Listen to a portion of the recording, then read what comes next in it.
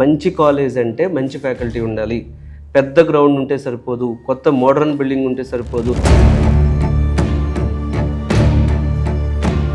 Computer సైన్స్లో BTech చదివి ఒక లైన్ ప్రోగ్రామ్ రాయకుండా ఉండేవాళ్ళు 80% ఉంటారు. ఇంకొకటి బీటెక్ ఏఐఎంఎల్ వేరట, బీటెక్ సిఎస్సి ఏఎంఎల్ వేరు, బీటెక్ సిఎస్సి డేటా సైన్స్ వేరు. డేటా సైన్స్, మెషిన్ లెర్నింగ్ అంటే ఇక్కడ చాలా చిన్న చిన్న పేర్లు పెట్టి అదే కరికులం పెట్టి చాలా కాలేజీలు చీట్ చేస్తున్నాయి.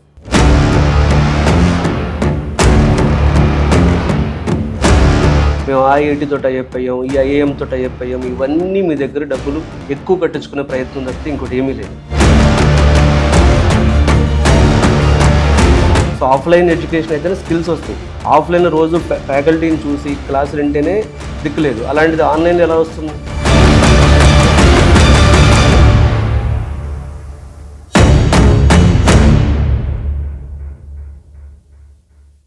సో బీటెక్ జాయిన్ చేసేటప్పుడు గుర్తుంచుకోవాల్సిన ఒక ఇంపార్టెంట్ విషయం ఏంటంటే, మీరు ఏ కాలేజీలో జాయిన్ చేస్తున్నారో ఆ కాలేజీలో ఫ్యాకల్టీ ప్రొఫైల్ స్టడీ చేయండి. సో ఫ్యాకల్టీ PhD ఉన్నారు, MTech ఉన్నారు, ఓకే, PhD MTech ఉన్నారు, బట్ ఎలాంటి రిప్యుటేషనల్ ఇన్స్టిట్యూషన్స్ నుంచి వాళ్ళు MTech చేశారు, ఎలాంటి ఇన్స్టిట్యూషన్స్ నుంచి వాళ్ళు PhD చేశారు. ఎందుకంటే బీటెక్ లైఫ్లో గుర్తుపెట్టుకోవాల్సిన టాప్ 3 పాయింట్స్ ఏంటంటే, ఒకటి ఫ్యాకల్టీ ప్రొఫైల్. ఆ ఫ్యాకల్టీ ఎలాంటి నాలెడ్జ్ ఉంది, అసలు మీ పిల్లలకి టీచ్ చేసే ఫ్యాకల్టీకి ఎలాంటి స్కిల్ సెట్ ఉంది. నమ్మండి, ఇవాళకి కూడా చాలా కాలేజీలు చాలా తక్కువ శాలరీస్ ఇచ్చి ఫ్యాకల్టీని హైర్ చేస్తున్నారు. వాళ్ళకి ఏదో MTech ఉందనో లేకపోతే PG ఉందనో ఇలా తీసుకుంటున్నారు. సో వాళ్ళకి ఎంత సబ్జెక్ట్ ఉంది, ఎంత నాలెడ్జ్ ఉందనేది చాలా ఇంపార్టెంట్. సో పేరెంట్స్ బ్లైండ్గా అడ్మిషన్ చేయకండి. ఆ కాలేజీకి పేరు ఉందనో లేకపోతే ఆ కాలేజ్ అందరూ ట్రెండింగ్లో ఉందనో సోషల్ మీడియాలో ట్రెండింగ్లో ఉందనో ఎప్పుడు అట్లా అడ్మిషన్ చేయకండి. ఫ్యాకల్టీ ప్రొఫైల్ అడగండి. ఏ ఫ్యాకల్టీ టీచ్ చేస్తారు? స్కూల్లో మీరు ఫ్యాకల్టీస్ ఎవరు చెప్తున్నారు టీచర్ అని చూశారు, ఇంటర్మీడియట్లో ఎవరు చెప్తున్నారు టీచరు, ఆ ఫ్యాకల్టీ బాగుంటే మరి ఇంజనీరింగ్ ఎందుకు చూడట్లేదు? ఇంజనీరింగ్లో బిల్డింగ్లు చూసి ఎందుకు జాయిన్ అవుతున్నారు మీరు? అంటే బిల్డింగ్లు బాగుంటే, గ్రౌండ్ బాగుంటే, పెద్ద ఫెసిలిటీస్ ఉంటే, క్యాంపస్ మోడర్న్గా గచ్చిబౌలిలో ఉంటే, లేకపోతే క్యాంపస్ మోడర్న్గా బెంగళూరులో ఉంటే, మన క్యాంపస్ మన దూరంగా ఢిల్లీలో ఉంటే అది పెద్ద కాలేజ్ అయిపోతుందా? పెద్ద కాలేజ్ ఎప్పుడవుతుంది? పెద్ద ఫ్యాకల్టీ అంటే ఎవరు?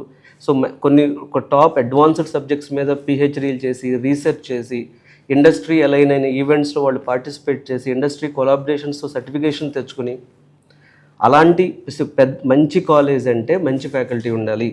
పెద్ద గ్రౌండ్ ఉంటే సరిపోదు, కొత్త మోడర్న్ బిల్డింగ్ ఉంటే సరిపోదు, లేకపోతే నార్త్ ఇండియాలో మనకు దూరంగా ఎక్కడో గుజరాత్లో చదివితే మన పిల్లోడు పెద్ద కాలేజ్ చదువుతున్నట్లు కాదు. సో మంచి కాలేజ్ అంటే మంచి ఫ్యాకల్టీ ఉండాలి. మీరు అడ్మిషన్ తీసుకునేటప్పుడు మీరు ఎంత కడుతున్నారు? ఇవాళ మినిమం ఒక బీటెక్ చదవాలంటే 4 years కలిపి 8 లక్షలు, 10 లక్షలు, 12 లక్షలు, 16 లక్షలు, కొంతమంది అయితే డొనేషన్లు 10 లక్షలు, 15 లక్షలు డొనేషన్లు కడుతున్నారు. కట్టేటప్పుడు ఏ బ్రాంచ్ బాగుంటుంది, ఏ బిల్డింగ్ బాగుంటుంది అనేది కాకుండా మీరు ఇంటరాక్ట్ అయ్యే చాలామంది ఎడ్యుకేషన్ కన్సల్టెంట్స్కి కంప్యూటర్ సైన్స్ విత్ AIML అంటే తెలియదు, కానీ వాళ్ళు AIML బాగుంటుందని చెప్తారు. Computer science with blockchain అంటే తెలియదు. అసలు సబ్జెక్ట్ తెలియకుండా సో మీకు అంటే ఒక రకమైన బిల్డింగ్లు చూపించేసి అట్రాక్షన్లోకి వెళ్ళిపోతున్నారు.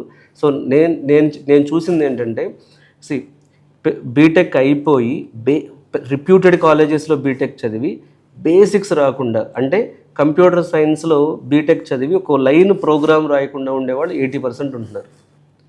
సో మీరు మంచి ఫ్యాకల్టీ చూడండి. మంచి ఫ్యాకల్టీ అంటే ఏంటంటే, పిల్లలకు తను ప్రాబ్లం ఎక్స్ప్లెయిన్ చేసి, టైం ఇచ్చి, రీసెర్చ్ చేయించి, దానికి వాళ్ళు సెల్ఫ్గా వాళ్ళు బిల్డ్ అయ్యే విధంగా చూడాలి. సో ఇది ఒకటండి. ఇంకొకటి ఇప్పుడు వస్తున్న ఇంకొక పెద్ద ట్రాప్ ఏంటంటే, ఫస్ట్ డే నుంచే AI నేర్పించేస్తాం, ఫస్ట్ డే నుంచే పైథాన్ నేర్పించేస్తాం. అంత ఈజీ కాదు అది. సో ఫస్ట్ డే నుంచి నేర్పించడం అంటే ఫండమెంటల్ లెవెల్ నుంచి పిల్లల్ని తీసుకురావాలి. అడ్వాన్స్డ్ టెక్నాలజీస్ ఫస్ట్ డే నుంచి ఎప్పుడు నేర్పించకూడదు, ఫండమెంటల్స్ నేర్పించాలి. ఎప్పుడు ఫౌండేషన్ పడాలి. ఫౌండేషన్ కోర్ సబ్జెక్ట్ బాగా వచ్చిన తర్వాతే అడ్వాన్స్డ్ టెక్నాలజీస్కి వెళ్ళాలి. ఏదో మా అబ్బాయి ఫస్ట్ రో నుంచి అడ్వాన్స్డ్ టెక్నాలజీస్ నేర్చుకుంటున్నాడు, సెకండ్ సెమిస్టర్ నుంచి లైవ్ ప్రాజెక్టులు చేసేస్తాడు, థర్డ్ సెమిస్టర్ నుంచి ఇంటర్న్షిప్ వచ్చేస్తుంది, సెకండ్ ఇయర్లోనే జాబ్ గ్యారంటీ, థర్డ్ ఇయర్లో ఇంకా అంటే ఇలాంటివన్నీ కూడా ఏంటంటే మీ దగ్గర ఇంకో 2 లక్షలు ఎక్స్ట్రా కట్టించే ప్రయత్నం, అంతమించి ఏం లేదు. సో ఇందులో మీరు చూడాల్సింది ఏంటంటే, ఫౌండేషన్ సరిగ్గా వస్తే చాలండి. కోర్ కంప్యూటర్ సైన్స్ ఫౌండేషన్ కరెక్ట్గా వస్తే చాలు. కంప్యూటర్ సైన్స్ ఫౌండేషన్ రావాలి అంటే కొంత టైం పడుతుంది. అంటే బేసికల్గా ప్రోగ్రామింగ్ కాన్సెప్ట్స్ కానీ ఆపరేటింగ్ సిస్టమ్ కాన్సెప్ట్స్ కానీ డేటాబేస్ కాన్సెప్ట్స్ కానీ ఇవాళ మీరు చూసే పెద్ద పెద్ద సాఫ్ట్వేర్ ఇంజనీర్లు యుఎస్ వెళ్ళిన వీళ్ళందరూ కూడా ఏంటంటే core computer science data structures అంటాం వీటిల్లో ఫండమెంటల్లీ స్ట్రాంగ్ ఉన్నారు. అంతేగాని 4th ఇయర్లో చేయాల్సింది ఫస్ట్ ఇయర్లోనే, 3rd ఇయర్లో చేయాల్సింది 2nd ఇయర్లోనే అప్రోచ్ అనేది అంత కరెక్ట్ ఏమీ కాదు. అడ్వాన్స్డ్ స్కిల్ ట్రైనింగ్ ఉండాలి, బట్ అది ఎంతవరకు ఉండాలనేది కూడా మనం చూసుకోవాలి. ఎందుకంటే ఒక క్లాస్ అంటే యావరేజ్ స్టూడెంట్స్ ఉంటారు, అన్ని రకాల స్టూడెంట్స్ ఉంటారు. అర్థం చేసుకుంటూ ఫౌండేషన్ లెవెల్ నుంచి ఇప్పుడు మేము అమీర్పేటలో సాఫ్ట్వేర్ ట్రైనింగ్ ఇస్తాం. ఎందుకు అమీర్పేటకి ఎంతమంది వస్తారు? 6 months చెప్తారు జావా. ఎందుకు 6 months చెప్తున్నారు అంటే అన్ని రకాల స్టూడెంట్స్ అర్థం చేసుకునే విధంగా టీచ్ చేయాలి. సో అది వెంటనే ఒక రోజులో ఇట్లా టీచ్ చేసేసి చెప్పాలని చెప్పొచ్చు, రోజుకి 9 hours కూర్చోబెట్టి చెప్పొచ్చు, బట్ వాళ్ళకి అర్థం అవ్వాలి, వాళ్ళు ప్రాక్టీస్ చేయాలి, వాళ్ళు రీప్రొడ్యూస్ చేయాలి, వాళ్ళు ఇంటర్వ్యూలో చెప్పే కాన్ఫిడెన్స్ రావాలి వాళ్ళకి. సో మంచి ఫ్యాకల్టీ ఉంటే అది మంచి కాలేజ్. మంచి ఫ్యాకల్టీ ఎవరు ఇంటరాక్ట్ అవ్వండి, మీరు వాళ్ళ ప్రొఫైల్ చూడండి. ఇంత రీసెర్చ్ చేస్తున్నారు మీరు, 4 బిల్డింగ్లు చూసి వస్తారు, వెళ్ళి 4 కన్సల్టెంట్లతో మాట్లాడతారు, 4 యూట్యూబ్ వీడియోలు చూస్తాం మనం, బట్ ఒకసారి ఫ్యాకల్టీతో ఇంటరాక్ట్ అవ్వండి. తర్వాత సెకండ్ వచ్చేటప్పటికి సో ఇది ఒక పెద్ద ట్రాప్ ఏంటంటే కంప్యూటర్ సైన్స్ సబ్జెక్టులో ఏఐఎంఎల్ స్పెషాలిటీ అంటే సూపరు, అది ఇంకో స్పెషాలిటీ అంటే తక్కువ అని డిసైడ్ చేసేస్తూ ఉంటారు. సార్ ఒకటి గుర్తుపెట్టుకోండి, ఏది ట్రెండింగ్ అయితే అందరికి దానిలోనే జాబులు వస్తాయి అనేది ఎంత కరెక్టో చెప్తాం మీకు. లాస్ట్ 25 సంవత్సరాల్లో బీటెక్ ఈసీ చదివిన, బీటెక్ ట్రిపుల్ చదివిన, బీటెక్ సివిల్ చదివిన, బీటెక్ మెకానికల్ చదివిన వీళ్ళందరికీ కంప్యూటర్ సైన్స్ సంబంధం లేకపోయినా 100 మందిలో 80 మంది మళ్ళీ కోర్సులు చేసి కాలేజీలో కానీ బయటకు వచ్చి హైదరాబాద్లో కానీ బెంగళూరులో కానీ చెన్నైలో కానీ కోర్సులు చేసి వాళ్ళు నేర్చుకుని సాఫ్ట్వేర్ జాబులకు వెళ్ళారు. లాస్ట్ 20 సంవత్సరాల్లో ఎంతమంది ఈసీ వాళ్ళు ఈసీ కంపెనీలో జాయిన్ అయ్యారు? 80:20. అంటే 20 కోర్ కంపెనీలో జాయిన్ అయ్యారు, 80 ఐటీ కంపెనీలో జాయిన్ అయ్యారు. అంటే ఇక్కడ ఏమర్థమవుతుంది? సో మనకు రేపు పొద్దున్న ఏది ట్రైనింగ్ అయితే అందరూ ఆ కోర్సులు చేస్తారు, నేను కూడా అదే నేర్చుకుంటాను, ఏది ట్రైనింగ్ అదే చేస్తాను ఎవరైనా సరే. సో ఇక్కడ మీకు ఏమంటున్నానంటే ఫండమెంటల్స్ కరెక్ట్గా ఉంటే ఇప్పుడు ఏఐఎంఎల్ 4 years తర్వాత కూడా బాగుంటుందని ఎవడో తెలుసు. ఇంకొకటి బీటెక్ ఏఐఎంఎల్ వేరట, బీటెక్ సిఎస్సి ఏఐఎంఎల్ వేరు, బీటెక్ సిఎస్సి డేటా సైన్స్ వేరు. డేటా సైన్స్ మెషిన్ లెర్నింగ్ అంటే ఇక్కడ చాలా చిన్న చిన్న పేర్లు పెట్టి అదే కరికులం పెట్టి చాలా కాలేజీలు చీట్ చేస్తున్నాయి. సో మీరు చూసేటప్పుడు ఏ బ్రాంచ్ చేసాం అనేది అసలు ఇంపార్టెంట్ కాదండి, ఆ బ్రాంచ్ ఎంత పర్ఫెక్ట్గా చేసాం, ఆ బ్రాంచ్లో ఎంత డెప్త్ నేర్చుకున్నది కూడా చాలా ఇంపార్టెంట్. సో మంచి కాలేజ్ అంటే మంచి ఫ్యాకల్టీ అంటే సబ్జెక్ట్ని ఇన్డెప్త్ నేర్పించటం, ఫండమెంటల్స్ నుంచి నేర్పించటం, ఒక ఆర్గనైజ్డ్గా నేర్పించటం. అంతేగాని మనం గుజరాత్ యూనివర్సిటీకి వెళ్తే సూపరు, ఢిల్లీలో చదివితే మా అబ్బాయి బాగా చదువుతున్నట్టు, వీటన్నిటి నుంచి బయటికి రండి. సో తర్వాత ఇంకా కొన్ని పాయింట్స్ ఏంటంటే చాలామందికి క్యాంపస్ సెలక్షన్లో జాబ్ రాకపోవచ్చు, కానీ బయటకు వచ్చి చాలా గ్రో అయిన వాళ్ళు ఉన్నారు నేర్చుకుని. సో క్యాంపస్ సెలక్షన్ ఒక్కటే సక్సెస్ క్రైటీరియా కాదు. పిల్లల మీద క్యాంపస్ సెలక్షన్ అని మరీ ప్రెజర్ పెట్టాల్సిన అవసరం లేదు. స్కిల్స్ మీద ప్రెజర్ పెట్టండి. అరే నువ్వేం నేర్చుకుంటున్నావు, 6 monthsకి ఒక స్కిల్ నేర్చుకో, 1 yearకి ఒక స్కిల్ నేర్చుకో, ఏదో అడ్వాన్స్డ్ ప్రోగ్రామింగో కోడింగో ఏదో ఒకటి నేర్చుకోమని చెప్పండి. ఒక ఐటీ స్కిల్ అనే చెప్పట్లేదు నేను. సో ఆ స్కిల్స్ నేర్చుకునే విధంగా ఇప్పుడు కాలేజ్ ఎన్ని అవర్స్ ఉంటుంది, ఇంజనీరింగ్ కాలేజ్ అంటే 6-7 hours ఉంటుంది. ఈవినింగ్ ఇంటికి వచ్చిన తర్వాత ఒక 1 hour స్కిల్స్ నేర్చుకోవడం అనేది ఇంపార్టెంట్. ఇంకొకటి, మేము మా కాలేజీలో ఐఐటి సర్టిఫికెట్లు ఇస్తున్నాం, ఆ సర్టిఫికెట్లు ఇస్తున్నాం, ఈ సర్టిఫికెట్లు ఇస్తున్నాం, ఇవన్నీ మేము ఐఐటితో టైఅప్ అయ్యాం, ఈ ఐఐఎంతో టైఅప్ అయ్యాం, ఇవన్నీ మీ దగ్గర డబ్బులుని ఎక్కువ కట్టించుకునే ప్రయత్నం తప్పితే ఇంకోటి ఏమీ లేదు. ఆన్లైన్ ఎడ్యుకేషన్, ఎడ్యుటెక్ కంపెనీస్ చాలా మందికి online education, video based learning, certificate learning అని చెప్పి ఆన్లైన్లో క్లాసులు చెప్పే మోడల్స్ వచ్చేసినాయి.